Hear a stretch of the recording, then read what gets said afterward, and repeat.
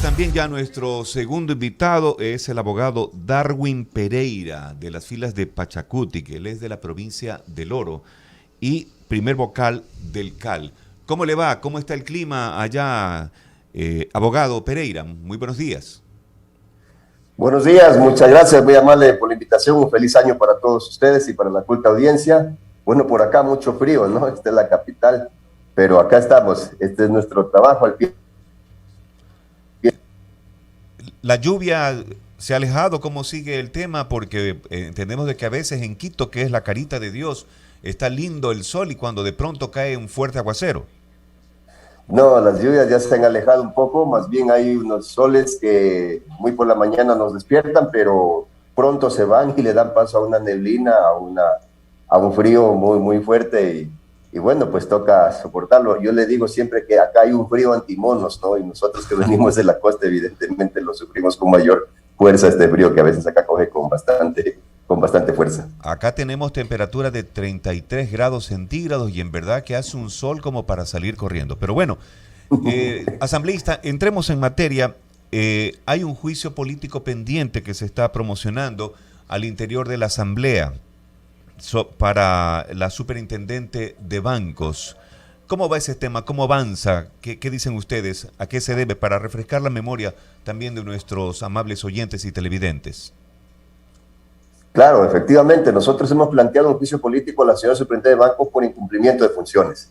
Nosotros desde el mes de mayo, desde que nos posicionamos, que ya traíamos denuncias que nos habían hecho en la campaña electoral, empezamos una investigación seria, una investigación profunda respecto de las actividades, de las responsabilidades de la señora superintendenta frente a actitudes del sistema financiero, de los bancos concretamente.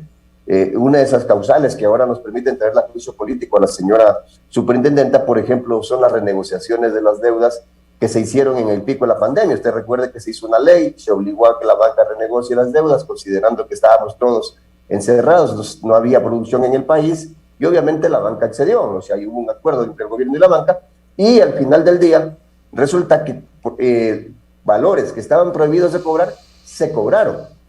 Y cuando le preguntamos a la superintendente qué hizo de eso, ella nos cuenta que efectivamente, pues ella lo ratifica, lo acepta, que efectivamente se cobraron valores que no estaban establecidos en la ley, que estaban, mejor dicho, prohibidos por la ley, pero que no hizo nada. O sea, se quedó ahí en el decir, señores, ¿por qué hicieron esto? Y los bancos le dijeron, bueno, porque queríamos cobrar y ya está. Y no hizo nada, absolutamente nada. Nosotros a tiempo presente tenemos denuncias y pruebas de que se cobraron intereses sobre intereses. Y la señora superintendente no ha hecho nada, a pesar de que conoció estos casos. Tenemos casos, hay un caso muy, yo diría, catastrófico, que lo vamos a demostrar, en el que la superintendencia conoce un caso de denunciado, articulado, incluso con peritajes de peritos que trabajan en la función judicial respecto de que hay un cobro de intereses sobre intereses, y la señora superintendenta archiva el caso, porque dice que no hay tal cobro de intereses sobre intereses. Entonces, como que empezamos a sospechar que la señora superintendenta está protegiendo a los bancos y no a los clientes, que es a quien se debe. Luego usted tiene un tema ahora mismo que nos podría pasar mañana o pasado cualquiera de nosotros que estamos en esta entrevista, los famosos fraudes informáticos. Le están robando la plata a la gente a través de canales electrónicos y los bancos no quieren hacerse responsables. A la fecha que presentamos el juicio, que ya más o menos tiene 3 meses, nosotros habíamos recibido 287,000 denuncias. 287,000 denuncias, 287,000 denuncias, nos dice el abogado Darwin Pereira. Parece que tenemos una fallita ahí en la transmisión de la vía Zoom. Estamos en vivo, 7 de la mañana con 37 minutos, con el asambleísta de Pachacutic, Darwin Pereira, dando los motivos, razones sobre este tema del juicio político a la superintendente de bancos, incumplimiento de funciones. 287,000 denuncias es una cantidad tremenda. Exorbitante. Importante señalar que el juicio político está contemplado como una de las facultades del órgano legislativo. Aquello se precisa en el 131 de la Constitución Política del Ecuador y también en su articulado de la Ley Orgánica de la Función Legislativa.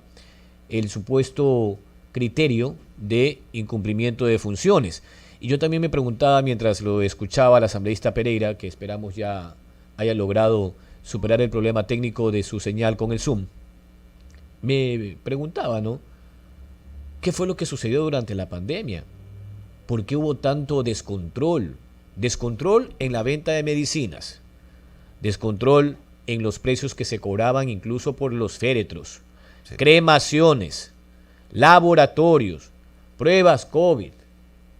¿Qué más? Edison? Mascarillas, las fundas para los muertos. Claro, las bolsas térmicas, ¿no? Ujú. Tanto que sucedió y que veíamos absortos no solamente a miles de muertos, incluyendo los que se desplomaban en la calle o al pie de un hospital, sino cómo se empezaban a aprovechar de la tragedia y la desgracia humana para lucrarse unos desde los distintos sectores dedicados a la comercialización y otros a través de la función pública. En el placar de la Asamblea Legislativa, esta sería la segunda autoridad que se somete a un juicio político a nivel de superintendencias. Ojo, a nivel de superintendencias, porque el primero que cayó fue Víctor Anchundia.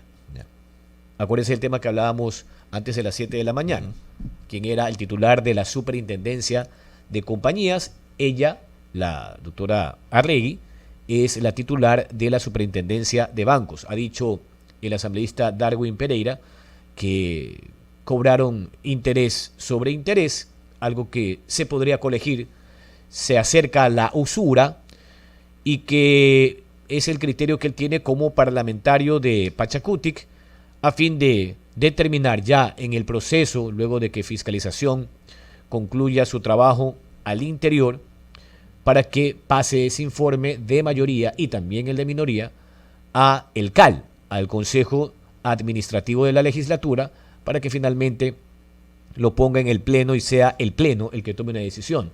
Hay un detalle interesante ahí, Edison, porque antes la Comisión de Fiscalización era una especie de ente autónomo para definir y discernir si alguien iba o no al Pleno Una con antesala. un juicio político. Es decir, tenía la capacidad de archivar si lograban la mayoría al interior de la comisión. Eso cambió con las últimas reformas a la Ley Orgánica de la Función Legislativa, y todo proceso de juicio político termina en la cancha del Pleno de la Asamblea Nacional y ya no tiene la capacidad independiente o autónoma esa comisión de fiscalización, sino que el informe de mayoría y el informe de minoría pasan al Pleno para que sea el Pleno el que tenga la última palabra. Si no me equivoco, asambleísta Darwin Pereira, ya volvimos. Sí, perdón, hubo un corte de energía eléctrica por acá. Ah, ya, mira. Menos mal. Bueno, lo que exponíamos, Perdón, ¿no? Darwin, que gracias a las modificaciones a la Ley Orgánica de la Función Legislativa, la Comisión de Fiscalización ya no tiene esa capacidad de archivar. Por eso incluso el hoy ministro de Trabajo, el ex asambleísta de Creo, el arquitecto Patricio Donoso, decía que eso no era una comisión de fiscalización, sino de archivo, ¿no? Hablando de los primeros 10 años del Correato. Ahora bien, la pregunta es, ¿en qué etapa está este proceso al interior de la Comisión de Fiscalización? ¿En cuánto tiempo llegarían los informes de mayoría y minoría al seno del CAL para que se convoque al Pleno? Bueno, ahora mismo estamos bueno, primero efectivamente coincido con usted, coincido con la Comisión de Fiscalización. Hubo una época negra en la que se convirtió en la comisión de archivo, porque ahí en esa comisión se decidía si el juicio iba o no iba, y si no iba, el Pleno no podía tocar, no podía hacer nada. La ley ha cambiado y ahora la Comisión de Fiscalización simplemente tiene que enviar el informe, sea con recomendación de juicio o con recomendación de archivo, al Pleno. Y es el Pleno el que dice si estoy de acuerdo con ustedes o no estoy de acuerdo con ustedes y procedo de otra manera. O sea, es el Pleno el que tiene de acuerdo, y me parece lo más acertado que así sea. En segundo lugar, ahora mismo estamos en la etapa de presentación de pruebas, de fortalecimiento, si se cabe el término de las pruebas, y de presentar la lista de testigos y todo lo que van a intervenir en este proceso. Calculamos que a partir del 21 empiezan ya las comparecencias de todos los testigos, de ambas partes, porque obviamente la señora tiene el derecho a la defensa y eso no se lo vamos a negar jamás a nadie. Como abogado, pues no podría actuar yo de otra manera. Y luego de esto calculamos que más o menos para los primeros días de febrero ya este informe estaría listo, preparado y enviado al Pleno. Eso es lo que nosotros tenemos más o menos previsto, de que quizás 10, quizás 15 de febrero, este juicio ya esté votado y tratado en el Pleno. Vamos a otros temas, asambleísta. La reforma laboral, ¿no? Es algo que todavía está en el tintero del gobierno de Guillermo Lasso y con las primeras discrepancias después de elegir a las autoridades del Parlamento y que incluso pues fue producto de un acuerdo nacional que permitió que ustedes, tras 26, 27 años de vida jurídica como movimiento político, logren tener la presidencia del Parlamento. Para mí eso es un hito en materia política, para ustedes mucho más, desde las luchas de los indígenas que empezaron con esa gran movilización de 1990 en el gobierno de Borja, en lo que se denominó el primer levantamiento indígena. Entonces, finalmente, la reforma laboral, abogado, ¿será otra vez un escollo con el gobierno? ¿De qué dependerá? Porque Pachacuti, que también tiene una propuesta, me acuerdo que fue presentada por Salvador Quispe, su coideario. Sí, nosotros hemos cogido la propuesta del PUT, que casualmente ha elaborado un proyecto de reforma al Código del Trabajo, un código que efectivamente ahí vamos a coincidir con el gobierno. Ya está básicamente demasiados años, ya está hasta cierto punto obsoleto y obviamente hay que actualizarlo. En eso no nos oponemos. ¿Nos oponemos en qué? En esa actualización, en esas aras de ponerlo acorde con el siglo XXI al Código del Trabajo. Se violenten derechos laborales y eso obviamente no estamos dispuestos a permitir y ahí no va a tener nuestros votos. Pero si ese código nos dice, ¿saben qué? Esta vez vamos a proteger, por ejemplo, los derechos laborales de quienes tienen nuevas modalidades de trabajo, como estos Uber, Cabify, algunas otras modalidades que ahora hay, entonces obviamente que ahí sí va a tener nuestros votos y eso va a ser parte de nuestras propuestas, porque no es que decimos que ese proyecto no debería llegar, debe llegar. Sin embargo, hay un escollo mucho mayor que este tema ahora, increíblemente mucho mayor, ¿no? Que es el tema de que el gobierno está pretendiendo de que haya otro instrumento laboral, otra ley laboral en el país, que hay un Código del Trabajo, que está reconocido inclusive por la Constitución. Y ahora el gobierno dice, no toquemos ese código, hagamos una ley laboral para que las empresas tengan la libertad de escoger, o contratan con el Código del Trabajo o contratan con esta nueva ley laboral. Pero eso sería crear una inseguridad jurídica fatal en el país. Y le digo por qué, y aquí nuevamente se lo digo como abogado, porque los derechos de los trabajadores son irrenunciables. Le voy a poner un ejercicio práctico real de lo que podría pasar. Mañana un empresario contrata con la nueva ley laboral porque le da muchos beneficios, como quiere el presidente darles, pero cuando el trabajador vea que sus derechos son vulnerados, él no se va a acoger a la nueva ley laboral, él se va a acoger al Código de Trabajo, porque los derechos del trabajador son irrenunciables.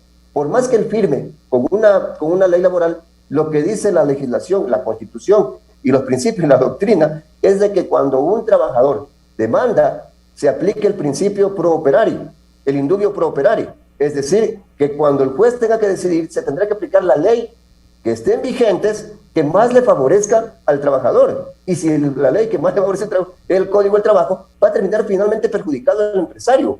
Y eso no podemos generar esa inseguridad jurídica en el país. Ese sería generar una inseguridad jurídica. Así que me parece que el gobierno debería reflexionar y deberíamos todos apuntarle a que ese Código del Trabajo sea actualizado, crear una nueva ley laboral, eliminando ya ese Código del Trabajo si se quiere, obviamente con la participación de todos los actores del país, pero eso es el primer escollo que debemos subsanar. Luego, obviamente, usted ya ha escuchado algunas tesis, me han dicho, o al menos lo ha dicho el presidente públicamente, de que ese artículo que establecía que cuando voten a un trabajador, este trabajador le tenga que pagar al empleador un mes del trabajo, eso era una cosa traída de los cabellos, y espero que no venga eso en este nuevo proyecto. Pero también hay cosas que nos preocupan, como por ejemplo, que sea el patrono quien decida cuándo sale un trabajador de vacaciones y no el trabajador.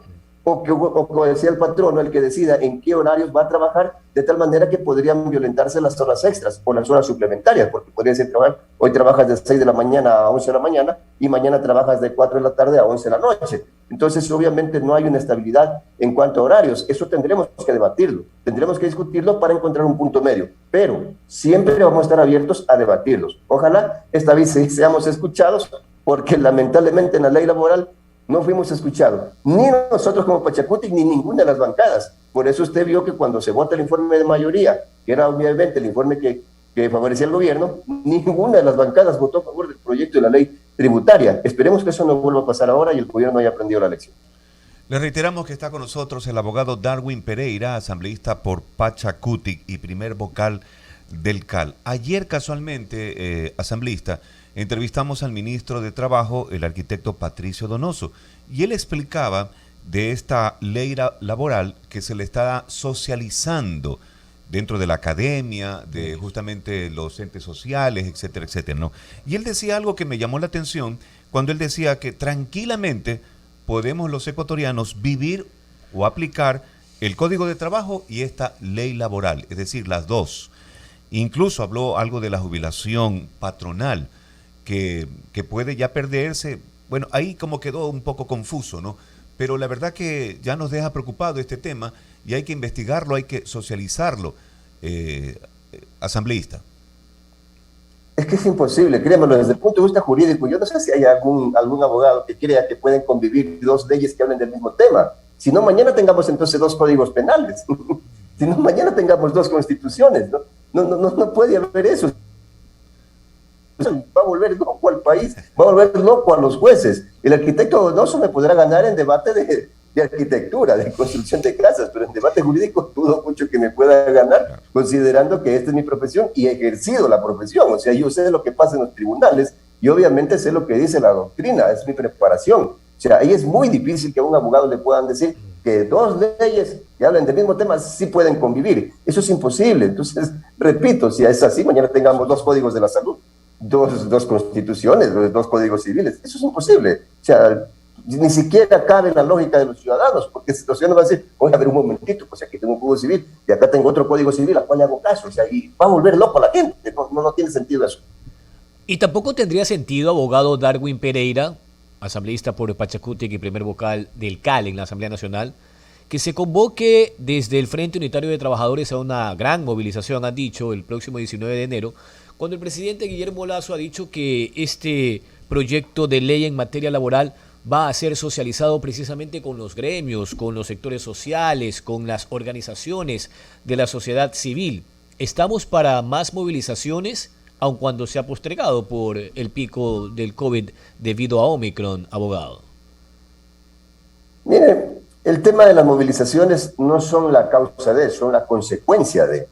Hay una gran presión social en el país, no podemos negar eso, ¿no? Usted tiene ahora mismo, ya mismo va a haber una rueda de prensa, por ejemplo, los productores bananeros en Guayaquil, porque están preocupados de que ni siquiera quieren firmar los contratos las compañías exportadoras para pagarles el precio oficial que irrisoriamente los dejaron en el mismo que tienen ya desde algunos años, el 7.50. Apenas les quieren pagar a $4.50, $5 la caja. Los arroceros le están pagando a 18, a 20, $25 el saco de arroz cuando el precio oficial es 31. Los lecheros acá en la sierra les están pagando a 24 centavos el litro de leche cuando el precio oficial es 42. A los palmicultores les están pagando la cosecha de caña a los 2 años. A los cañicultores les están pagando a los 2 años. A los palmicultores han perdido plantaciones enteras, hectáreas de plantaciones de palma con la que se produce el aceite y consecuentemente tiene una subida del aceite. Entonces, cuando usted tiene estos problemas, que no necesariamente son del Frente Unitario de Trabajadores, obviamente que se necesita diálogo. Recordemos que en el tema de agricultores, ya el no solucionar los problemas le costó el puesto a la ex ministra de Agricultura. No vaya a ser cosa que a este ministro también le pase lo mismo, al cual lo estamos siguiendo,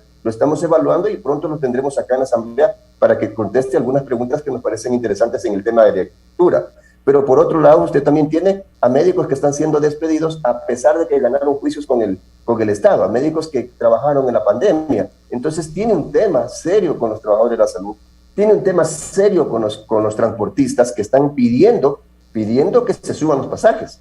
Y obviamente la gente va a reclamar, oiga, ¿por qué me suben los pasajes si estamos en una crisis tremenda? Entonces, lo que hemos dicho ahí, y el gobierno lo sabe porque ha sido nuestra propuesta, es que se debe focalizar el subsidio del transporte. Está bien, no le subsidia a todo el Ecuador, pero a estos sectores como el transporte, como los agricultores que obviamente necesitan combustible para los tractores, para las bombas de agua, obviamente que debe ser subsidiado el combustible. Sin embargo, no quiere escuchar el gobierno. Tiene a los maestros reclamándole porque no se aplica la ley orgánica, ni siquiera en las condiciones que la Corte Constitucional la dejó. Entonces, usted tiene ahí grandes demandas sociales que no necesariamente, mire, salen por el lado indígena, pero que obviamente el lado indígena, que también se siente perjudicado por estos temas, también más temprano que tarde podría salir. Yo soy muy amigo del diálogo. Yo hago votos porque el gobierno reflexione y se siente a dialogar, no una, no 2 veces, todas las veces que sean necesarios. el diálogo hay que agotarlo hasta la última instancia. El diálogo no puede cerrar las puertas ni las ventanas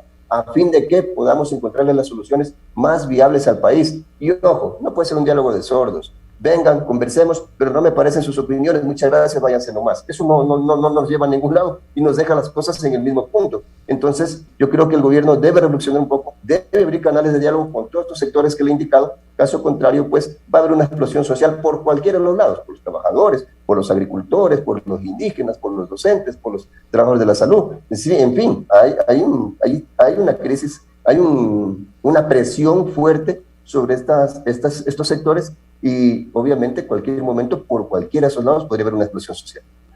Claro, sin duda, asambleísta, el diálogo es el único puente para construir consensos. Ahora hablemos de la destrucción que ha dejado la minería ilegal en su provincia, en la zona alta de su provincia. Hablamos de la zona aurífera de Zaruma, en conjunto con Portobelo, ¿no?, que son las poblaciones donde se hace la explotación tanto de oro como de plata, pero que hemos visto las secuelas dramáticas y que generan no solo el estupor, sino la indignación del país. Una ciudad como Zaruma, que fue declarada Patrimonio Cultural en el año 1990, Patrimonio Cultural del Ecuador, y que desde el 98 está en la lista para ser declarada Patrimonio de la Humanidad por parte de la UNESCO, hoy tenga que estar literalmente en una circunstancia tan compleja, ¿no? Parecería que el subsuelo de Zaruma es una cáscara de huevo, asambleísta. ¿Y qué es lo que están haciendo desde el Parlamento? Hay una comisión que se ha acercado, han delegado a asambleístas para que hagan un acompañamiento a las tareas que se llevan a cabo desde el Ministerio de Energía con el tema de la Subsecretaría del Control de Minas y demás. O sea, yo creo que allí hay un asunto que hay que tomar el toro por los cuernos. Se lo digo porque tengo amigos en Zaruma y ellos todos los días nos llaman, incluso en medio del llanto, al ver todo lo que ha sucedido y continúa sucediendo en Zaruma, pese a estos tapones que ya se empezaron a colocar para blindar o para llenar esos túneles de la minería ilegal, asambleísta. Sí, es muy doloroso hablar del tema. A mí me duele mucho, yo soy orense, yo vengo de allá, conozco desde primera mano el tema de Zaruma. Y ahí, primero hay que un poco desengañarnos, porque quien piense que este es un tema solo de la minería ilegal, obviamente que está equivocado. Es un problema en el que conjugaron tanto la minería legal como la ilegal. Le digo por qué. Antes del 2008, en el 2008 hubo una consulta popular, la pregunta número 5 prohibió la minería en zonas urbanas, ¿no? Entonces, antes de ello, se habían hecho túneles debajo de Zaruma, grandes túneles por la minería legal. Esos túneles que vienen desde muchísimos años atrás, porque debajo de Zaruma, lamentablemente para Zaruma, de acuerdo a lo que ya, pues, esto es Vox Populi, cuentan todos los mineros, hay una riquísima veta de oro. No solamente una, sino una veta que se distribuye como un árbol. Pero obviamente esta veta va hacia arriba, hacia la superficie. Y eso es lo que ha hecho que no solamente en esos túneles, que más o menos estaban a unos 400 metros, 600 metros abajo de Zaruma, se queden ahí. Entonces, cuando ellos salen, no tapan estos túneles, no cuidan estos túneles. Entonces, toda esta galería de túneles que había sirvió para que los mineros ilegales entren por ahí, muchas veces en contubernio con los mineros legales, porque les cobraban para entrar en los primeros momentos, y empiecen a hacer las perforaciones hacia arriba, los túneles hacia arriba, hacia la superficie. Y por eso cuando ya van llegando cerca de la superficie, ahora tenemos el problema que tenemos, que es gravísimo, ¿no? Y que no es de ahora. Eso empezó en el 2016 con el primer socavón que hubo, que se hundió. La tierra se tragó una escuela completa. Y luego se han venido tragando otras casas. Y obviamente muchas de esas casas que se han hundido son casas consideradas como patrimonio cultural. Entonces, ha habido un abandono del Estado, ha habido un quemeimportismo del Estado, porque no sé si usted está enterado, por ejemplo, en el 2017, en el gobierno del señor Lenín Moreno, se hace el decreto, se emite el decreto 169 para el tema Zaruma, exclusivamente para el tema Zaruma. Y en ese decreto se crea una comisión interministerial compuesta más o menos por 8 ministerios. Y a cada ministerio le dan una tarea para que esto no pase en Zaruma o no vuelva a pasar. O sea, en ese momento ya fueron a Zaruma, como han ido ahora, ya se tomaron una foto en Zaruma, ya hablaron de Zaruma, ya hacían reuniones, pusieron carpas, llevaron drones, llevaron cámaras, llevaron todo. Todo lo mismo que está pasando ahora ya pasó en el 2017. y dijeron que iban a solucionar el problema. Y cada ministerio asumió una responsabilidad. Por ejemplo, el Ministerio de Gobierno. El Ministerio de Gobierno asumió la responsabilidad de vigilar las entradas a los túneles para que nadie pueda entrar, para que lo sacaron en ese momento a todos los mineros ilegales, sacaron a todos, y asumió la policía y los militares el control. ¿Sabe lo que pasó con el tiempo? Que la policía vigilaba para que los mineros saquen el material, pues. Hasta los custodiaba.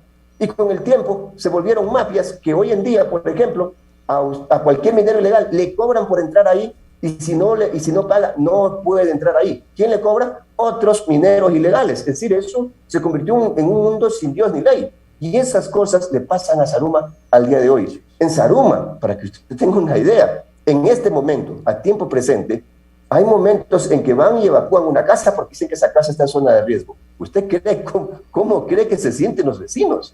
O sea, imagínense que fueran y evacúen a la familia que vive al lado de su casa. Y usted pregunta, ¿por qué no se evacúan? Porque se va a caer la casa. Lo mínimo que usted piensa, y mi casa también se puede caer, no, yo estoy al lado de ellos.